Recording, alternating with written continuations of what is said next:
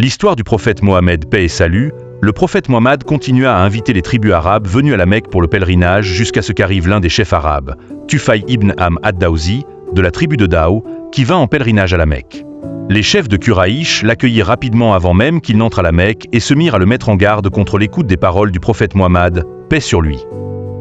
En prétendant que le prophète Mohammed était un sorcier qui le charmerait par ses paroles. Ensuite, Tufayl se mit à faire le tour de la Kaaba. Et le prophète Mohammed était assis près de la Kaaba en récitant le Coran. Tufayl commença à regarder le prophète Mohammed et à se parler à lui-même en disant « Le sort me trompera-t-il alors que je suis l'homme sage, l'intelligent et le poète ?»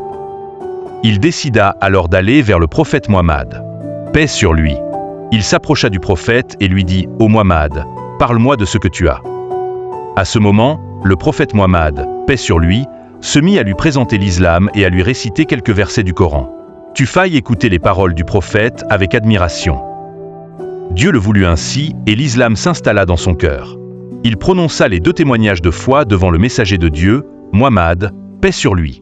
Les chefs de Quraïch vinrent vers Tufayl et lui dirent « As-tu renié ta religion et la religion de tes ancêtres ?» Il répondit « Oui, mais j'ai embrassé l'islam pour Dieu, Seigneur des mondes. » Les chefs de Quraïch se mirent en colère et furent très irrités et ils étaient sur le point de lui faire du mal.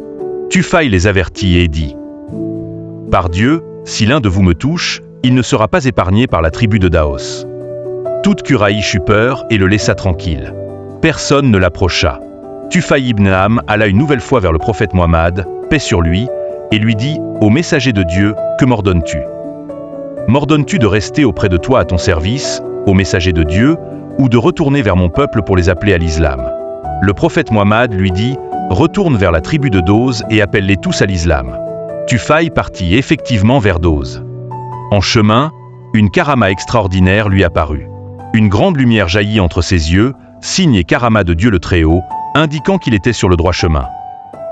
Tufayl eut très peur et invoqua son Seigneur pour que ce signe ne soit pas sur son visage, de peur qu'on ne dise qu'il avait été défiguré ou que Dieu l'ait puni par l'islam. Dieu plaça alors la lumière dans son bâton, si bien qu'il voyageait la nuit et que la lumière du bâton illuminait son chemin, jusqu'à ce qu'il atteigne la ville de Daos. Il accomplit alors un acte extraordinaire. Quand il entra chez lui et que sa femme et ses enfants l'accueillirent, il ne leur prêta aucune attention et ne leur dit pas un mot. Ils s'étonnèrent de son comportement et lui demandèrent ce qui lui arrivait, pourquoi il ne leur parlait pas. Il répondit « Mon visage sur vos visages est interdit tant que vous n'aurez pas cru en Mohammed, messager de Dieu. » Tufayl commença à appeler sa famille à l'islam, et ils l'embrassèrent tous par la permission de Dieu, le Très-Haut. Tufayl se mit à propager son appel dans toute sa tribu, jusqu'à ce que toute la tribu de Daos embrasse l'islam et entre dans la religion de Dieu par vagues. Rappelez-vous de ce que le prophète Mohammed, paix et salut, a dit. Je prie qu'Allah nous facilite nos épreuves. Dites Amin dans les commentaires. Abonne-toi sur ce profil et partage la vidéo pour que d'autres personnes puissent en bénéficier.